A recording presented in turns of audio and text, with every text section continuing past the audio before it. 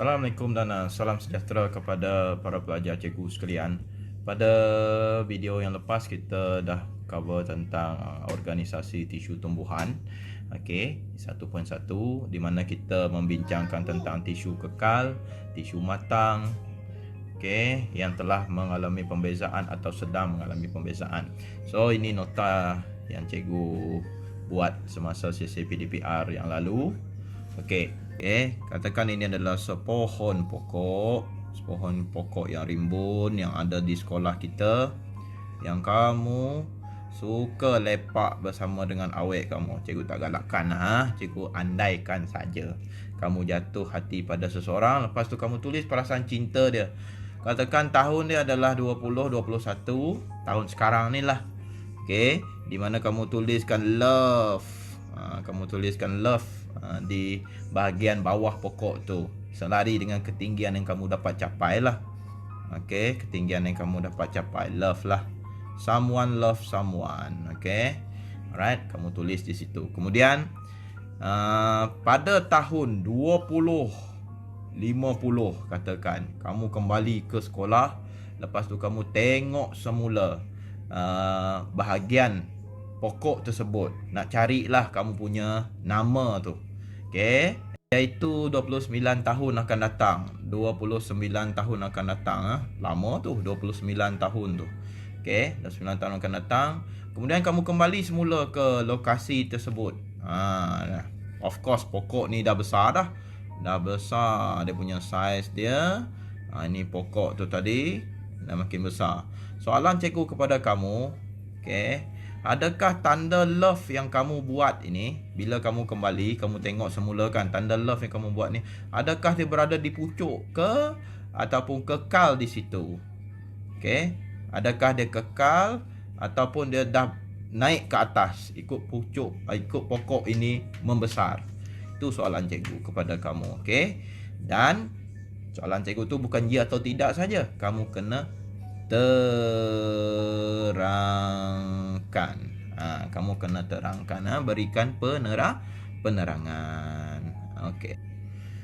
Baik, pada hari ini kita akan menyambung sesi PDP kita pada video yang lepas. Okey, iaitu cikgu akan terangkan berkenaan dengan OP kita pada hari ini, iaitu 1.2.2 1.2.2 iaitu ni, menghuraikan kedudukan zon pemanjangan sel dan zon pembezaan sel dalam pucuk dan akar. Dua benda, pucuk dan akar. So bagaimana kalau kita tuliskan di papan putih OP ni? Of course, macam cikgu biasa kata, kami akan dapat sambung. Kami akan dapat menghuraikan kedudukan zon pembahagian zon. Menghuraikan kedudukan zon pembahagian sel, zon pemanjangan sel dan zon pembezaan sel dalam pucuk dan akar. Okey, jadi kandungan tambahan di sini, kandungan tambahan adalah kami akan dapat mengenal pasti jenis dan bahagian dan tisu yang terlibat dalam pertumbuhan. Itu saja yang kita nak tengok pada hari ini. Alright. So ini adalah buku teks kita. Okey.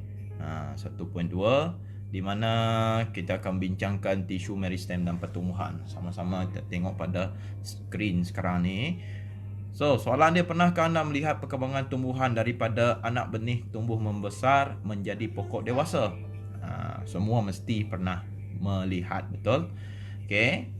Bahagian yang manakah yang tumbuh terlebih dahulu? Terdapat tisu hidup yang belum membeza dalam tumbuhan yang bertanggungjawab dalam pertumbuhan-tumbuhan. Tisu ini dikenali sebagai tisu meristem. Okey. So, kita tengok di sini. Sikit. Tengok ni. Terdapat tisu yang hidup yang belum membeza dalam tumbuhan yang bertanggungjawab dalam pertumbuhan. Bertanggungjawab dalam pertumbuhan. Soalan dia, apakah tisu tersebut?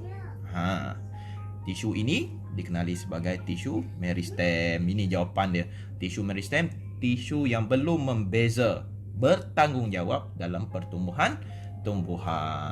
Okey. So, terdapat dua tisu meristem. Terdapat dua jenis tisu meristem, iaitu meristem apex dan meristem lateral. Okey. Kalau kamu tengok dekat dalam buku teks ni, alright, kita wajib tahu kedudukan dia terlebih dahulu.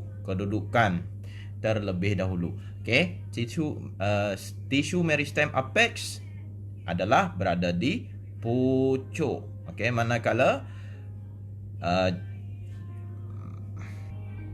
kalau kita tengok dalam buku teks, kita wajib tahu terlebih dahulu kedudukan tisu meristem apex dan tisu meristem lateral.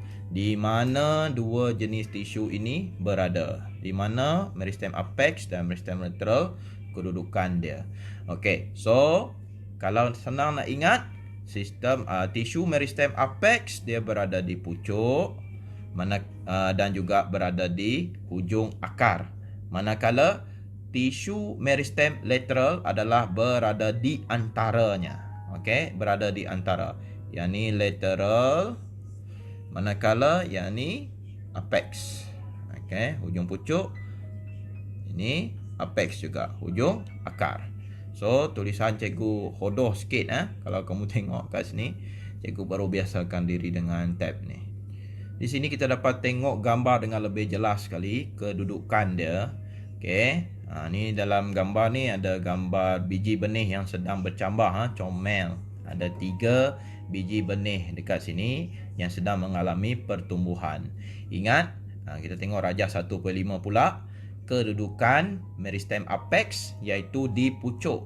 Meristem apex berada di pucuk, manakala meristem lateral berada di antara, dan satu lagi meristem apex juga berada di akar. So ingat kedudukan dia, ulang sekali lagi, meristem apex di pucuk dan di akar, manakala lateral adalah di antara. Okey. Dalam meristem lateral terdapatnya cambius. Okey, terdapatnya cambium gabus dan juga cambium vascular. Kita dah tengok tisu vaskular hari tu kan? Tisu vaskular yang terdiri daripada 2 jenis tisu, iaitu xylem dan juga phloem. Okey, xylem dan juga phloem. Itu 2 jenis tisu vaskular. Di antara dia adalah cambium gabus. Baik, seterusnya, perubahan yang berlaku dalam organisma bermula daripada peringkat zygot sehingga dewasa, disebut sebagai pertumbuhan dan perkembangan. Semasa di tingkatan 4, kita telah mempelajari pertumbuhan dalam manusia dan juga haiwan. Dapatkah anda menyatakan definisi pertumbuhan? Okey, itu soalan yang ditanyakan di sini. Okey. Next, zon pertumbuhan sel. Okey. Hujung pucuk dan hujung akar tumbuhan dapat dibagikan kepada 3 zon pertumbuhan. Hujung pucuk, hujung akar, 3 zon. Itu yang dinyatakan di dalam slide ini. Okey, di dalam buku teks ini. Okey, dalam rajah 1.6 ini jelas menunjukkan kepada kita 3 zon yang cikgu nyatakan sebentar tadi, iaitu zon pembahagian sel, zon pemanjangan sel dan zon pembezaan sel.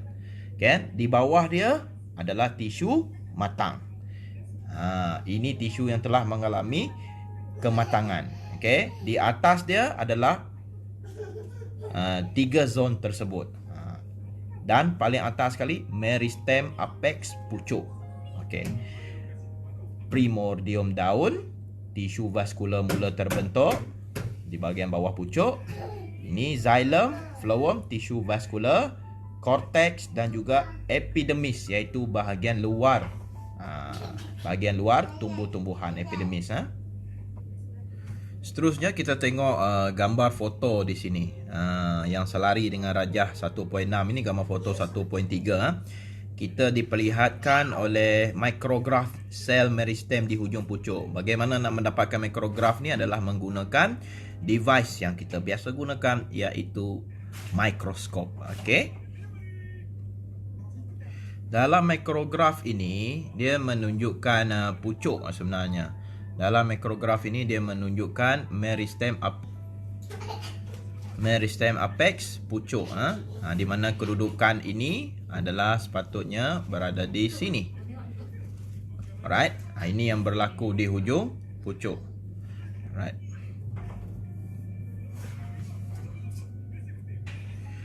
Okay, sebelum kita move on kepada akar, kita ulang balik. Bahagian bawah dia adalah tisu matang. Okey, bahagian bawah dia adalah tisu matang. Okey, kita ulang balik. Bahagian bawah dia adalah tisu matang. Bahagian atas dia adalah zon pembezaan sel, diikuti zon pemanjangan sel dan akhir sekali zon pembahagian sel. Kalau kita tengok dalam tisu matang ini, okey, tisu xylem, phloem, cortex, epidermis dia sudah sempurna, iaitu lengkap, sudah mengalami kematangan. Diikuti dengan zon pembezaan sel, okey, dan seterusnya pada zon pemanjangan sel di mana tisu vaskular mula terbentuk. Kemudian bahagian atas sekali zon pembahagian sel adalah meristem apex pucuk. Biasa kita tengok bahagian pucuk dia, anak-anak daun tu mula terbentuk. Okey, itu adalah pada itu adalah pada pucuk tadi, Manakala pada akar lebih kurang sama. Pucuk dia ke atas, akar dia ke bawah, iaitu mengikut graviti. Okey. Jadi kita tengok dekat sini. Okey. Jap. Kita tengok dekat sini tisu matang, okey, di bahagian atas. Diikuti zon pembezaan sel, diikuti zon pemanjangan sel, nombor 3 yang cikgu tulis ni, dan zon pembahagian sel yang nombor 4. Tadi di sini adalah hujung akar, okey, yang kita namakan di sini jidal akar. Ini meristem apex akar, okey, alright. Tisu vaskular mula terbentuk di bahagian zon pembezaan seperti pada daun tadi, okey, pada pucuk. Kemudian kita tengok lagi zon pembezaan sel di mana xylem, phloem, rambut akar, korteks akar berada. Alright. So, rajah 1.7 ini menunjukkan dengan lengkap berkenaan dengan struktur sel meristem di hujung akar. Okey, pada gambar foto 1.4 pula, kalau kita tengok di sini, alright, gambar foto 1.4. Okey. Diambil juga dengan menggunakan mikrograf, menunjukkan dengan terperinci, menunjukkan dengan jelas meristem apex akar. Okey. Ini lokasi ni. Ini dua lokasi yang cikgu highlightkan, tunjukkan menggunakan anak panah di sini. Okey. Jadi itu adalah lokasi-lokasi zon, 3 zon yang kita bincangkan sebentar tadi, iaitu apa dia? Zon pembezaan, iaitu zon pembezaan sel, zon pemanjangan sel dan zon pembahagian sel. 3 zon ini. Ingat, kedudukan dia, zon pembezaan dulu, zon pemanjangan seterusnya, kemudian zon pembahagian sel. Alright, di hujung dia sekali. Kemudian di bawah zon pembezaan sel, of course, tisu matang. Alright. Okey, kalau kamu tengok di muka surat sebelah buku teks kita ni, kalau kita tengok muka surat sebelah ni, ada jadual zon pertumbuhan sel di sini. Okey, ada jadual zon pertumbuhan sel. Okey, yang mana kita telah bincangkan zon pembahagian sel, zon pemanjangan sel dan zon pembezaan sel sebentar tadi. Kalau kamu tengok zon pembezaan sel ni, kalau kamu tengok dalam jadual ni, ingat bermula daripada zon pembahagian sel.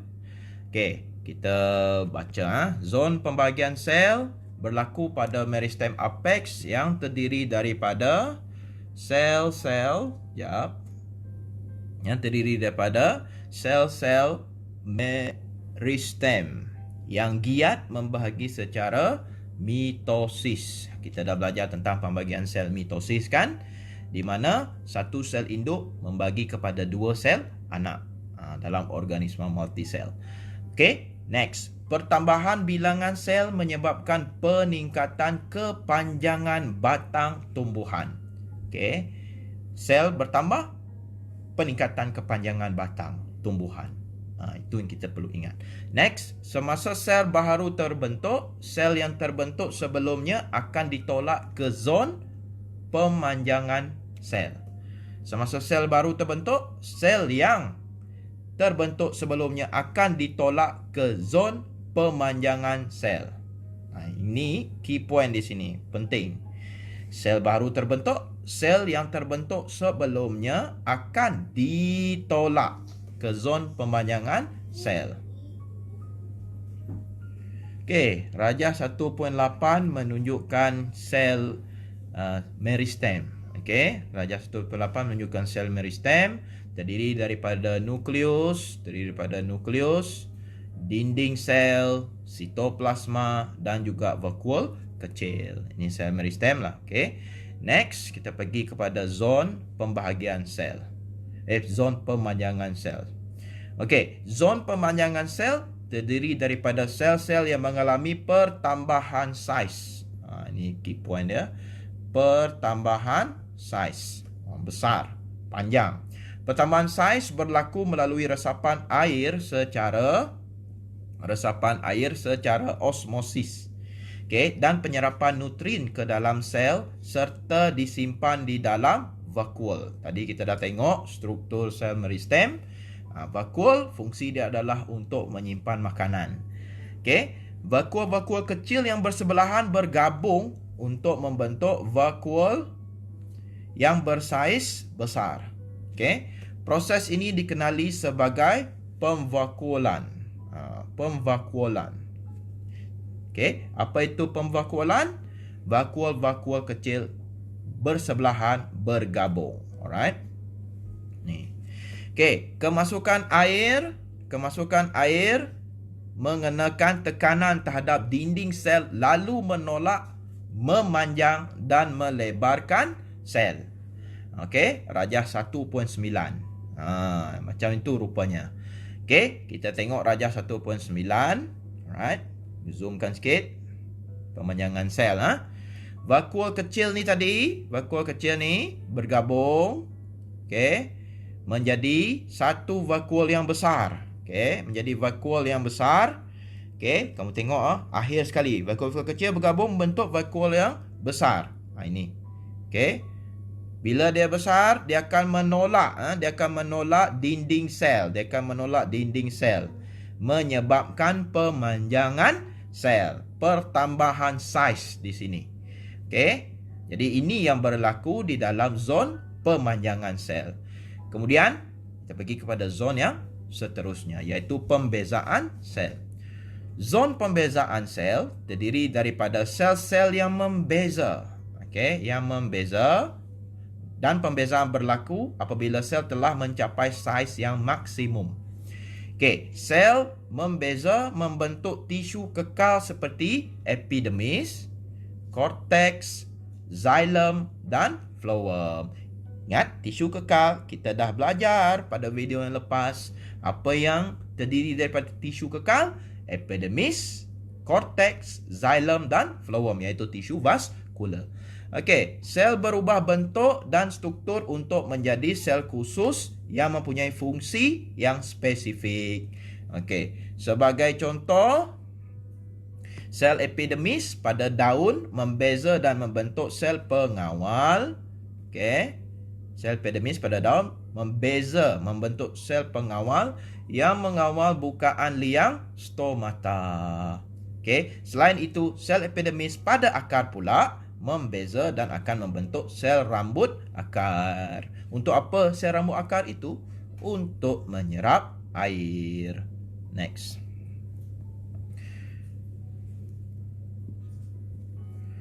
Okey, jadi itu tadi adalah berkenaan dengan zon pembahagian sel, zon pemanjangan sel dan zon pembezaan sel. Yang paling penting di sini, pelajar-pelajar cikgu sekalian, adalah kamu kena tahu lokasi zon ini dan fungsi apa yang berlaku pada setiap zon. Ingat, bermula daripada tisu matang, seterusnya zon pembezaan sel, kemudian zon pemanjangan sel, barulah zon pembahagian sel. Alright. Next, cikgu akhirkan sesi pembelajaran kita dengan eksplorasi bio. Kalau kita tengok dalam buku teks, okay, adik bertanya kepada abang dia, cepatnya hero membesar, adakah proses pertumbuhan haiwan sama seperti tumbuhan abang? Dia tanya. Abang dia pun jawab, tidak sama adik, proses pertumbuhan haiwan berlaku di seluruh tubuhnya. Proses pertumbuhan tumbuhan lebih giat pada bahagian yang mempunyai tisu meristem yang kita telah bincangkan tadi. Okey, tisu meristem di mana? Di pucuk dan juga di akar. Okey, pucuk dan akar. Bukannya tisu lateral. Alright? Terima kasih banyak. Jumpa lagi. Selamat belajar daripada rumah. Take care. Rindu semua. Assalamualaikum.